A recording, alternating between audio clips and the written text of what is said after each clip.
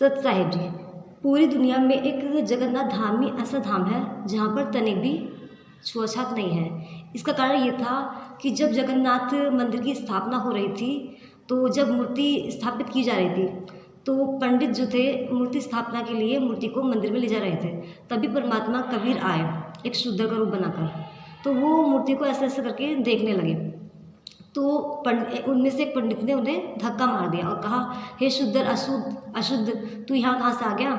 हम मूर्ति में मंदिर की स्थापना कर रहे हैं और तूने आके हमारा सारा कार्य बिगाड़ दिया, अछूत, भाग यहाँ से। तो परमात्मा एक असहाय व्यक्ति का, जैसे जैसे एक असहाय व्यक्ति होता है, इस तरह से निराशा होकर वहाँ से चल दिए। तो कुछ समय बाद उस पांडे को कोढ़ हो गया भयंकर, और उसने हर प्रकार की दवा कर ली, लेकिन किसी भी दवाई ने उसको फ़ायदा नहीं किया।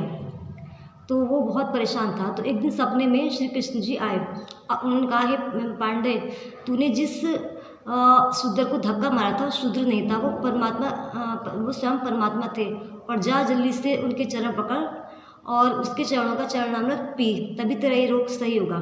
तो पांडा से उठकर उस शूद्र रूप में आए परमात्मा की खोज करने लगा। तो परमात्मा उसके समक्ष आ गए, तो वो गया परमात्मा से। तो परमात्मा अपनी पूरी लीला करने लगे, ए पांडा, हमसे दूर ही रहना, हम तो शूद्र हैं, हमारे तनी भी निकट नहीं आना। इस तरह से वो करने लगे परमात्मा।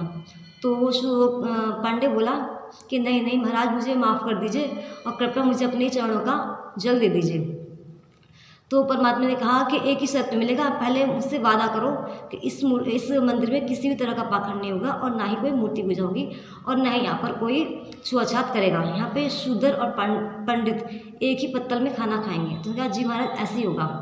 तो परमात्मा ने उसे अपने चरणामृत दिया, तब उसने वो पिया, और उससे ये भी कहा कि 40 दिन तक इसको पीना, और उसने ऐसे ही किया, और धीरे धीरे उसका कोढ़ समाप्त होने लगा।